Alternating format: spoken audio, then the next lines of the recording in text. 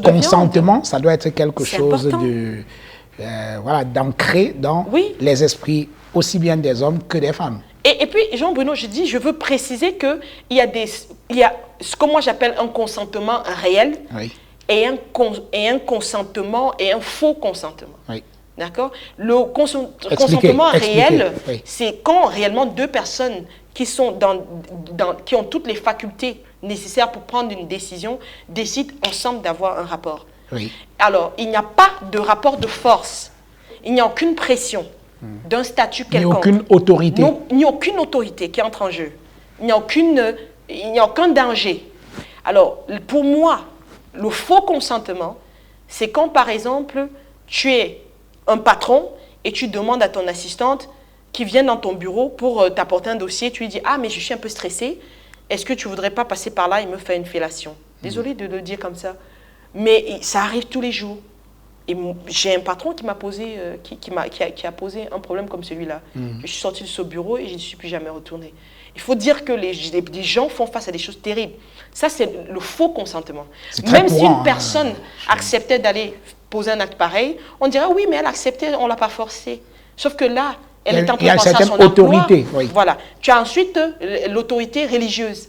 L'autorité religieuse, ton pasteur te demande quelque chose, tu as l'impression que après Dieu, c'est lui. C'est Dieu qui l'a envoyé demander ça. Quand il te parle, tu ne veux pas, tu vois. Après, tu as l'autorité familiale.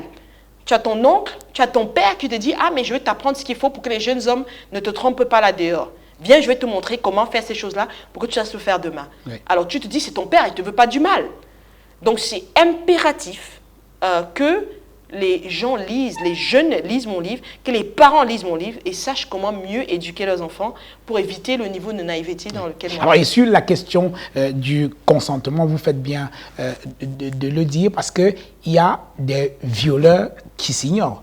Parce que ailleurs, sous d'autres cieux, en plein acte sexuel, une fille dit stop, je ne veux plus, vous arrêtez. Terminé. Et si vous continuez, c'est un viol. Oui, c'est un viol. Même si elle était d'accord au départ. Même si elle était d'accord au départ. Pendant l'acte, elle dit je ne veux plus, ça monsieur, vous stoppez. Et si vous continuez, c'est un viol. Jean-Bruno, c'est valable même dans un couple marié. Je ne parle pas de copain-copine. Oui, je vous vois me regarder. Oui, si elle n'est pas prête, elle n'est pas prête. Là, il y a une chose que les hommes doivent comprendre. Un homme qui ne veut pas avoir de rapport sexuel, on ne peut pas l'y forcer. Sauf si on procède par d'autres moyens. On ne peut pas l'y forcer. Alors donc, il faut bien qu'il y ait une érection pour qu'il y ait un rapport sexuel. Il faut qu'on en parle. Il faut qu'on soit cru sur les mots. Il s'agit d'une histoire taboue qui ne doit plus être taboue.